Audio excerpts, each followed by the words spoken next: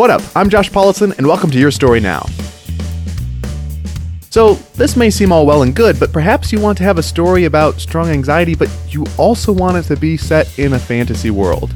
And this doesn't necessarily tie that in, and you're trying to figure out if there's some way that you could tie that in, because you really want to have that aspect, whether it's because of your target market, it just seems fun to you, whatever.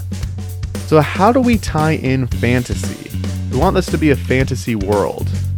Well, remember the technique that we talked about later on. We got into this technique where we would end up combining things. So perhaps we're going to say, well, you know what, here's a separate idea. So fantasy, I want to brainstorm from fantasy. I'm going to make a new list, which we kind of talked about that as well. So fantasy, what do I think of? I might think of orcs. I might think of dwarves. I might think of dragons or other creatures. So what if I say want to do this with dragons? Then what we do is that we can combine these ideas. So we can go, okay, I want to combine feeling like a failure and dragons because I really like dragons and I want to combine those two. Again, with brainstorming, this is how you should do it, but if you have a vision for your story where you want it to be about strong anxiety and then you also want it to be about dragons and fantasy, then you have goals that you can move forward with and a direction for your story. So dragons feeling like a failure. It could be that dragons feel like a failure. It could be dragon rider feeling like a failure. You have a lot of different possibilities here. So let's go with the idea of dragons. Now you could take something else for fantasy, but we're going to go with this. So we have dragons. So do we want the dragon to feel like a failure? Do we want the dragon rider to feel like a failure? Totally depends on how your fantasy world works and what you want to do here. Let's go with a dragon rider. I kind of like that sort of setting. So if dragon rider overcomes their feelings of being a failure. Now, if we're going to tie this in with dragon rider, there's something more that we can do here. So we're talking about tying things in. And we can take that with our words and going dragons feeling like a failure. But what if we did that with the events in the story? What if we did that with the breakdowns? So what if they realize how strong their anxiety is, the main character, and we tie that in to dragon rider? What if we combine this idea with this one? Well, how would someone realize how strong their anxiety is, and how do we tie that in with dragon rider?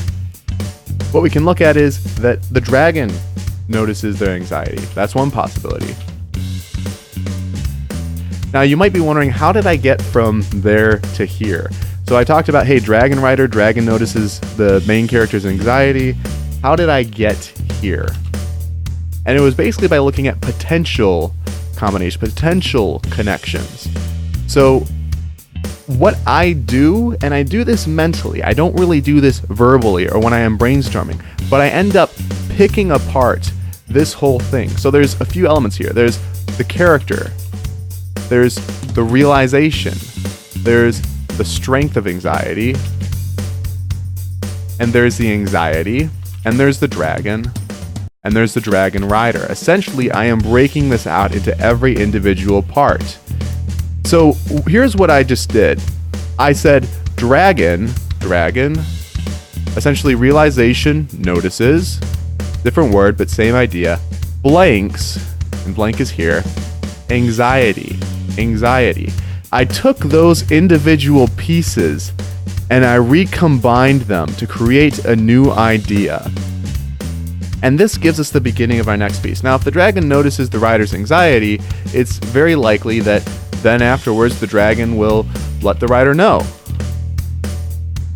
Assuming that the dragon cares about the rider. And then from there we also have the opportunity to have the main character believe dragon. So what we're doing here is that we are breaking out these ideas and we are putting them in an order that allows us to reach our vision.